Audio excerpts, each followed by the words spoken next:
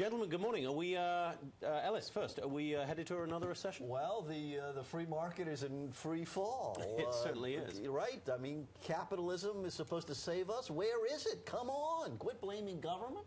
Let's say that the markets, Ellis, which we are counting on, are not serving us very well Jonathan, today. Ellis is practicing the rhetorical technique known as the planted assumption. He says the free market this is the failing. free market. No, this is not the free market. This is the stock market. You buy and sell as you see fit. This is the Obama market. Wait a second. You cannot tell me that the entire capitalistic trading of stocks and bonds that go on at Wall and Broad, thank you for the address every morning, is manipulated somehow. There are buyers, Jim, and there are sellers, and they're all free actors. But they're all influenced and therefore terrorized. So, Jim, what do you think is driving this then, specifically? Fear for recession. Nouriel Roubini, the famous economist who was one who predicted the subprime meltdown, said yesterday there's a 3/4 chance, 3/4, that we're going into recession with unemployment. Let me finish. Going to 12 or 15%. If I were in the market, I'd sell too. Well, go ahead and sell. I wish we had stuff to sell. But listen, you can't. Why is it? I understand. Ideologically, you want everything to be the government's fault. I understand that. But the reality is that the problems we are facing today in the market, the fact that the stocks are going down, a huge part of them are because of such things as the mortgage crisis and decisions that the auto industry made, and all of the things that are part of our complex economy. Where did the mortgage crisis come from?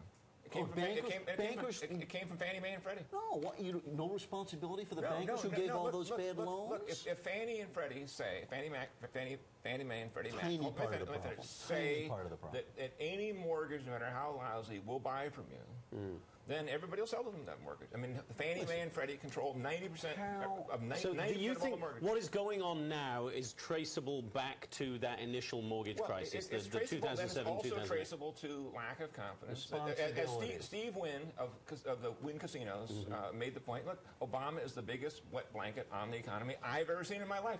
He's a real capitalist who puts real money on the line to create jobs, and he's saying Obama's the worst. And a bunch of whiners. You know what? They made a bunch of mistakes. They failed, and they want to blame somebody else. Nobody made them make those loans. Nobody made Steve Wynn invest or non-invest. Sorry, he's not investing.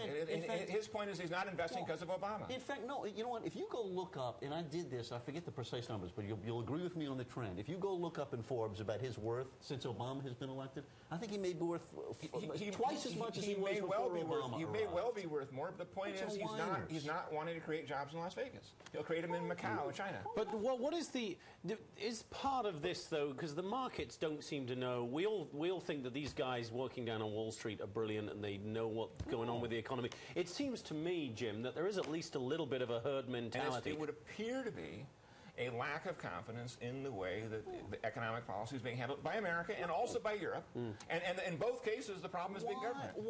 No, the problem isn't always big government. Sometimes the problem is business and decisions that it needs to take responsibility for, right? Why is it that when times are great, we treat these guys like geniuses, right? They're these wonderful capitalists solving all our problems, creating energy and creating jobs. And then when they fail, the only reason they ever fail is because there's some guy in Washington